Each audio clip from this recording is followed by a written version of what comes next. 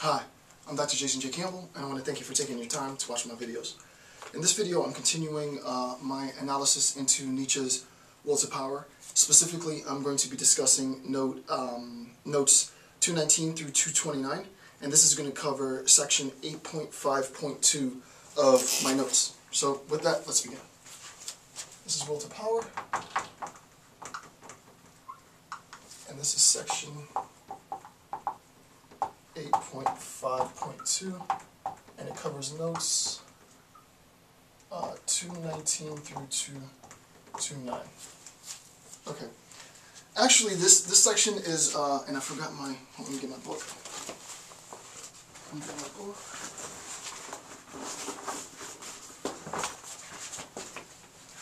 Okay, so this section has to do with sort of sickness and illness. And he talks a lot, Nietzsche talks a lot about sort of the relationship between this idea of sickness, and we've seen him talk about the notion of epilepsy earlier in the beginning of Book 2.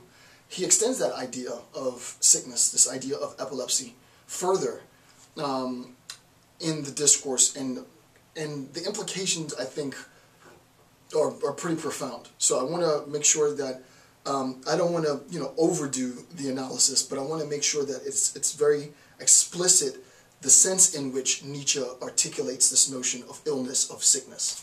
Okay, so on illness and misfortune.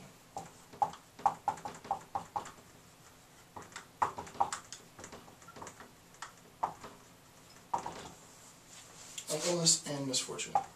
First point. The first point is, this is a quote from note 222. The higher man is distinguished from the lower man by his fearlessness and his readiness to challenge misfortune. Right? His fearlessness, the higher man is distinguished by his fearlessness and that willingness, that readiness to challenge misfortune. It is a sign of degradation when eudaimonistic happiness, happy-based, sort of a goal to attain happiness, when eudaimonistic valuations begin to prevail. Right? This idea of the prevailing or governing idea, conception, goal of attaining happiness, right? According to Nietzsche, he says it is a sign of degradation, right? So he views sort of the aspiration and ultimate goal of happiness, H-A-P, as Nietzsche views the ultimate goal, the aspiration of happiness, as a state of degradation, right? It's a sign of decay.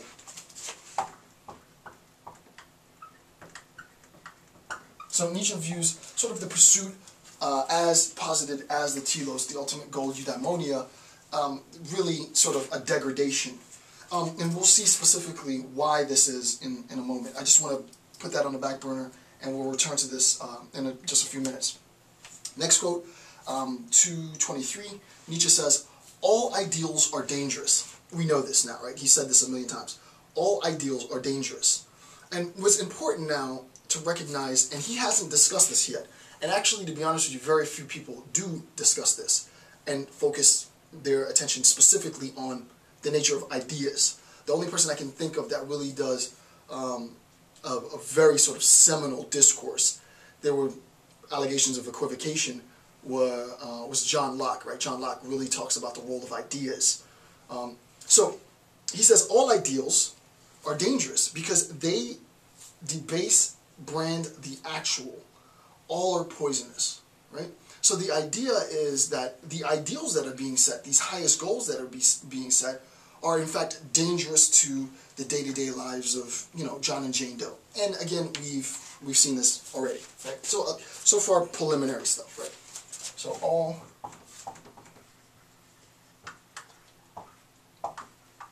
G-E-R-O. Okay.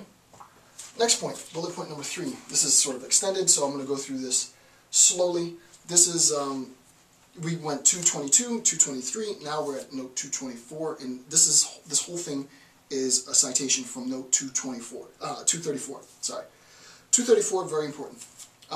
From the time of Adam and Eve, from the time of Adam until now, man has been in abnormal state. Right? Man has been in this abnormal state from the time of Adam until now. The natural character of life is a curse. Now I'm going to stop there. In parentheses, you'll see in the notes, and of course you guys know how to access the notes, click the link or the description field. The natural character of life is a curse. And in parentheses I have, or in brackets I have, the fall. Right? So the idea is the natural state of affairs. Right? That which is natural is a curse. That which is natural is a curse. And we'll see what the curse is. For those of you who know just a little bit of Christian moral ethic, you'll know what the curses were. Right? Adam was cursed, Eve was cursed. But since the time of Adam, all that which is natural becomes a curse. Okay. Christ gives back the state of normality to him who believes in him. Right? So that which is natural is a curse. But if you want to know what normality is, right? Normality is reserved exclusively for believers in Christ. Right? He says it explicitly. Christ gives back the state of normality to him who believes in him. Right? So normality is reserved for believers in Christ.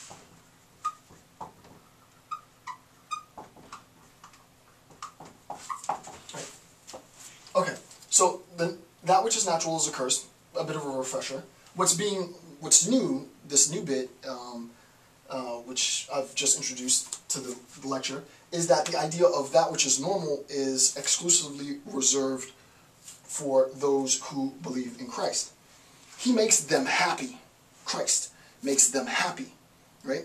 And this is the introduction of the eudaimonistic valuations, right? It's because I live a normal life based on my belief in Christ, that all of this equals my attainment of happiness. Right? I am happy. Why? Because I believe in Christ. I am happy. Why? Because I'm normal. Right? I am normal. Why? Because I believe in Christ. I am normal. Why? Because I am happy. And so on. Right? So the introduction of this eudaimonistic valuation. Idle and so makes them happy, idle and innocent. That the earth has not begun to be fruitful without work.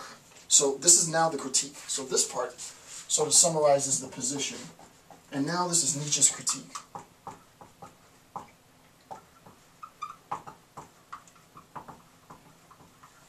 And this is Nietzsche's critique. Nietzsche says specifically, right, it starts with, that the earth has not begun to be fruitful without work. Now, he doesn't say this, but this is a reference to the curse of Adam. Right? Adam receives a curse, and because he ate of the fruit of the tree of knowledge of good and evil,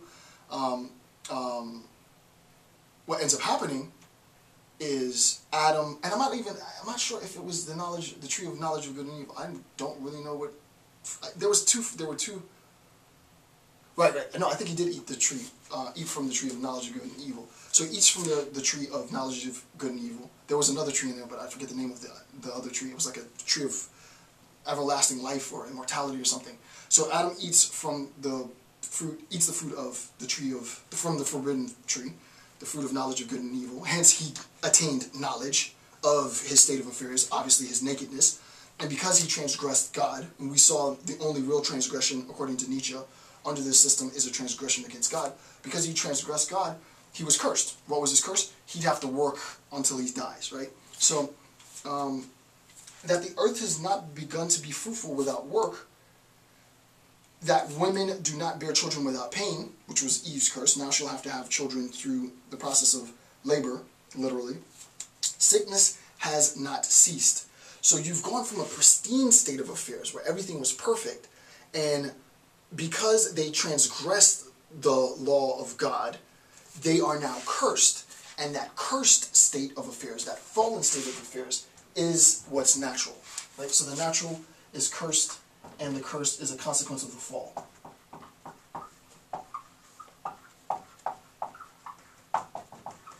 Right? But everything, with the exception of a few moments or however long that time might have elapsed